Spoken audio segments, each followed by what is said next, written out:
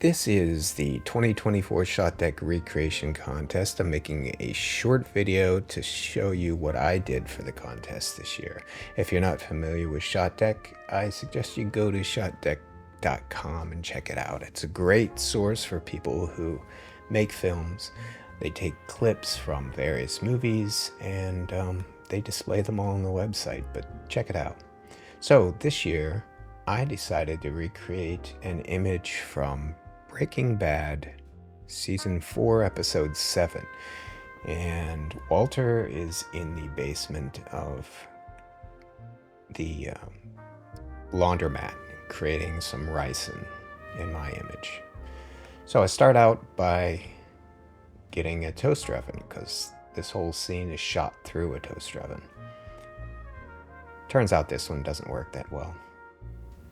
Anyway, I also need a mail slot thing, which is what this is. And perfect. And I also need some paint. What I'm trying to do is get a paint color that matches poured concrete, which is what the whole drug lab is inside of. So this is a perfect match. Let's see, Cornwall slate. It looks like the image, so we'll go with that. Thank you, Paint Mixy guy. And then I need some Luan. I'm going to use 2x4 sheets of 1/4-inch Luan. It makes perfect back fake disposable walls. Not very expensive, but it works just fine for making fake prop walls.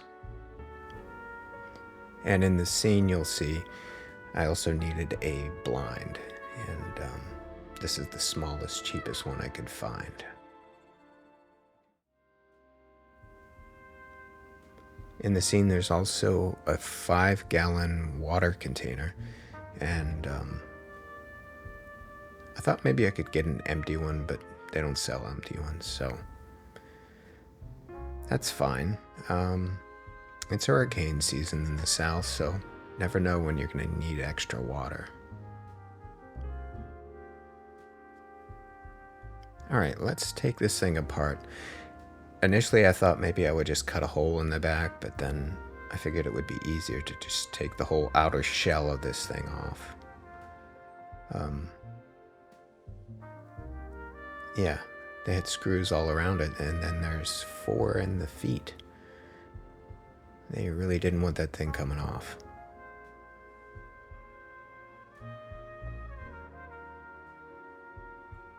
All right, get out of there, screws. You get out. Out. I said get out. Alright, you're out. And now we have this spring on the side to contend with some additional screws there too.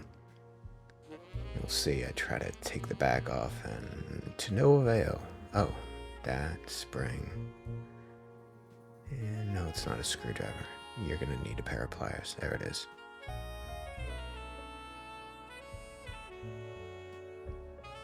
Yeah, still can't get it off. Turns out there's 2 rivets in addition. Let's just drill those out. We don't need them anyway. There we go. Shoot right through there. Now this thing has a light, which actually looks pretty cool, but it's not going to match the shot, so it's got to go. And I did a little test to make sure it heats up. Although I find out later that even though they heat up, they don't quite heat up enough. They really need to be super glowy orange, but that didn't happen. Okay, so I'm starting to build the frame for the walls, and these are a couple little feet to hold it up.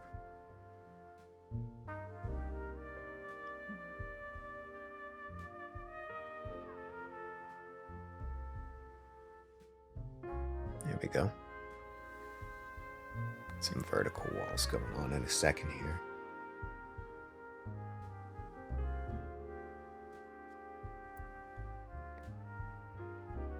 You know, my life would be a lot easier if those two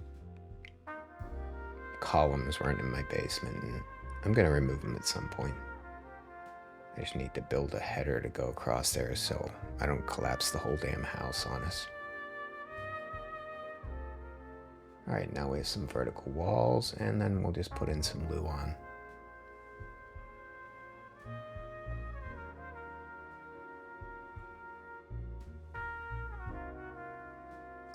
We're not doing major construction here. I mean, everything is held together with brad nails and monster tape.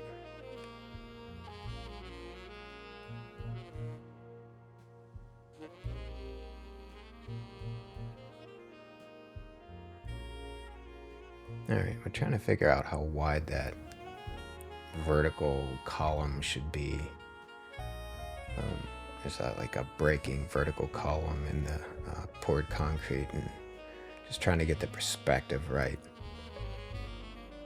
When you're setting up a shot like this, you're shooting through a toaster, using a wide lens, there's a whole bunch of things going on. So really, this whole process is just about, you know, trying to move things an inch here, you know, a couple inches there, trying to get everything perfect and lined up so it looks right through the frame.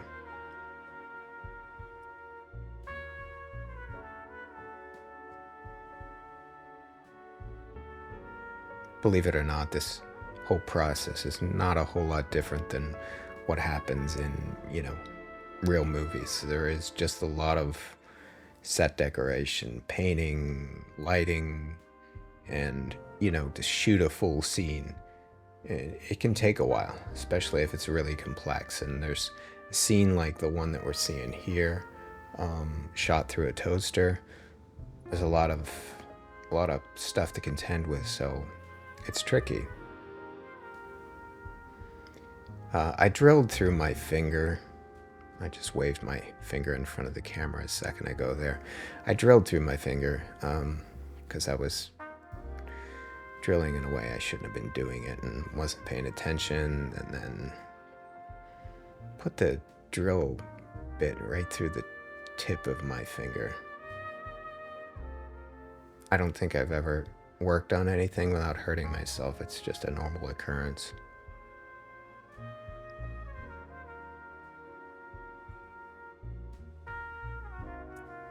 You can do a shoot like this by yourself, but it sure does help to have somebody to help you. It just makes things go a lot faster. I have a little drop-down arm that I can pull down from the wall and attach things to. In this case, I'm just putting a little 5-inch field monitor on there, so as I'm looking through the toaster, I can see how everything is aligned. I'm gonna turn it around for the actual shoot because I don't like to see myself while I'm looking through, because then I'll be distracted by what's going on in the field monitor as opposed to paying attention to how I should be posing and everything else. So all right, this is the next day, and I'm going to start building a sidewall to put the blinds into.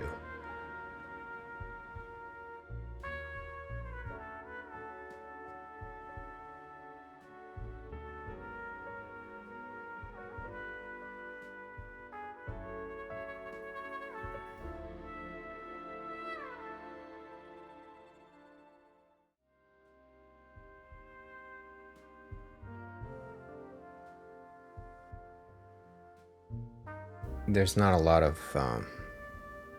really heavy duty, you know, construction going on here. This literally has to last through the shoot, so you want to make your don't get overly crazy with overbuilding things. Just build it good enough to be able to shoot a photo with. And you can come back later and reuse a lot of these pieces for other sets that you might build, but just build it fast.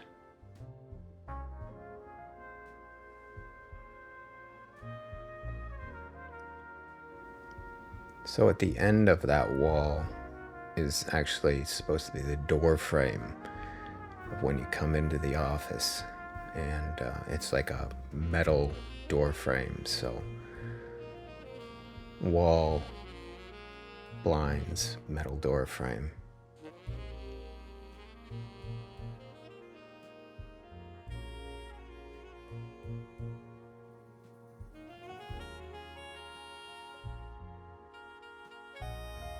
And now we have some blinds. There we go. Okay, so the next step is I need to figure out where I'm going to put this plastic bottle, but first I'm putting a little end on the door frame to make it look like a door jamb. All right. Doing a little alignment. Okay, there we go. Now I have it oriented vertically, but then I need to actually make it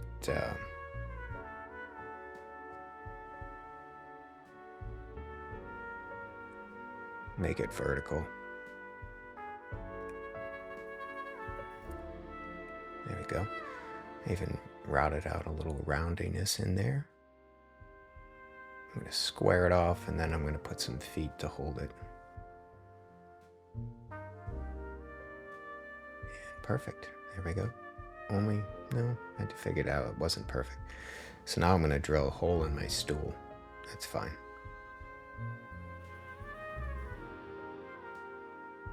And that's perfect. Okay. Chop the bottom off the feet a little bit, make it a little bit lower, make it sink down in the hole, and we are all set.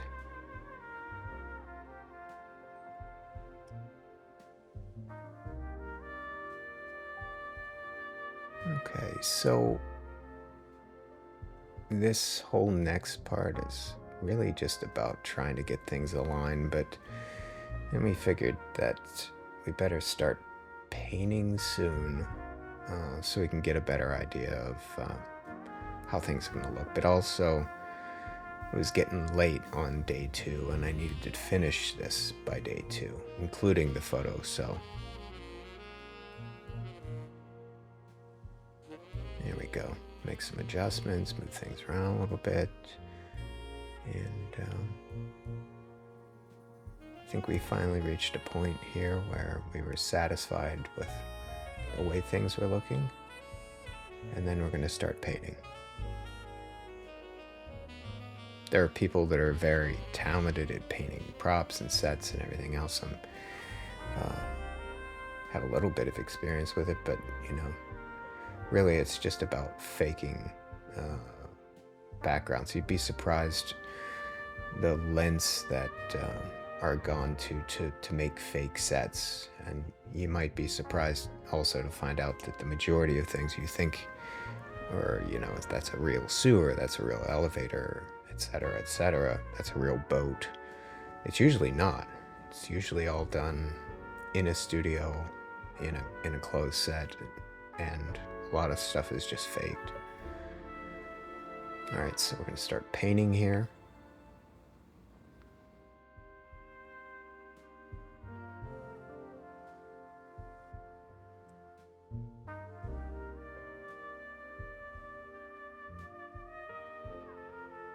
I eventually reach a point where I'm going to start lighting here, and just a few things about the lighting. First of all, I end up using 2 Amaran 200 XS lights and 1 Amaran F21 that becomes a boom light over top of me, and then a small Amaran PT1, which is a pixel tube.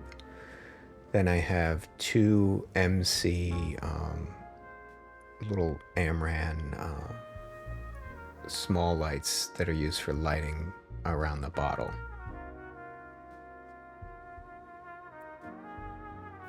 The one Amaran has a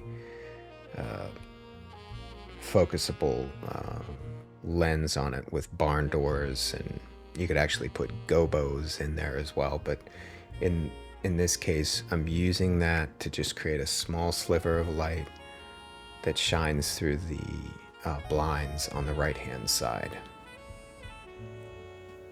It's subtle, but you know, it's in the photo. When you try to get all of the elements in the photo as best you can, you're never going to be able to recreate a scene exactly, but you want to put as much effort in as you can to try to get it as close as possible.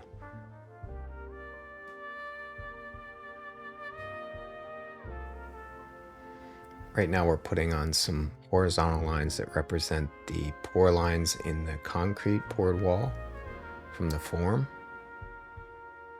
and faking in some like water marks or just unevenness in the concrete here in a second that matches the photo.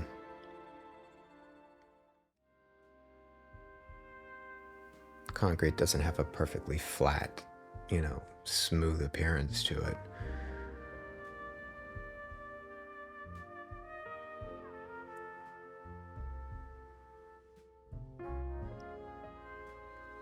That's, I just put a flag on the back of the window, so I just have a sliver of light along the right hand side, and then I'm going to focus a vertical light band through the right hand side of the blinds.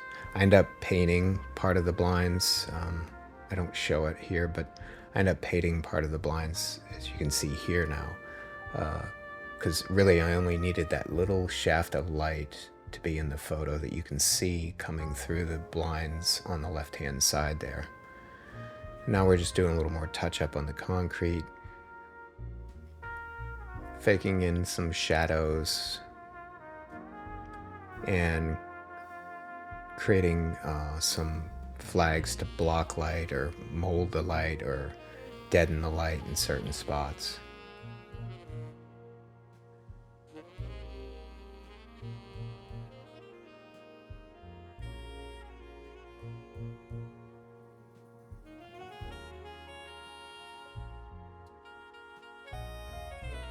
We're doing a little work on that bottle to try to get some of the effects that you see on the bottle in the photograph.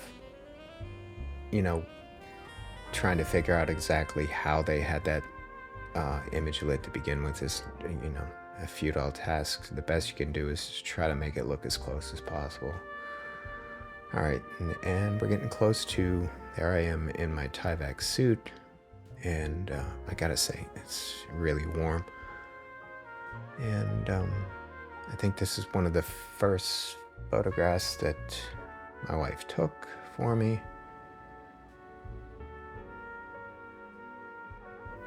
It was very difficult to get into the position that Walter White was in this photograph and stay there.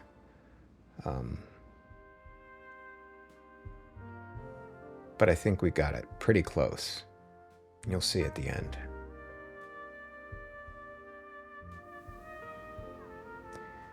Just a note on this camera. This is a Panasonic Lumix, and I have a Laowa probe lens on there. It's the Probe 2, which is great because it's the first version of the probe lens only did T, I think 14, and this is a T8, so you get more light into the lens. It's a fun lens to play with. And this is an overview of where we had the lights everywhere around the scene.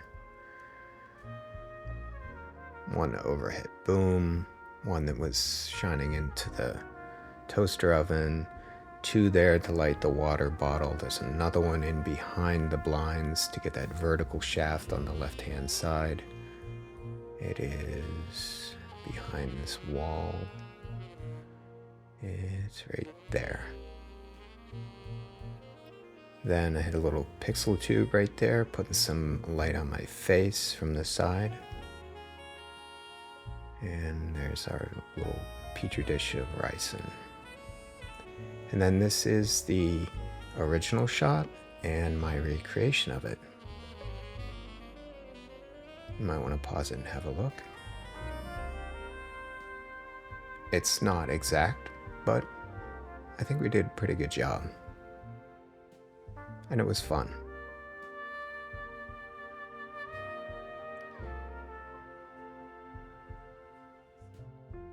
I suggest you go to ShotDeck.com if you want to participate in next year's contest.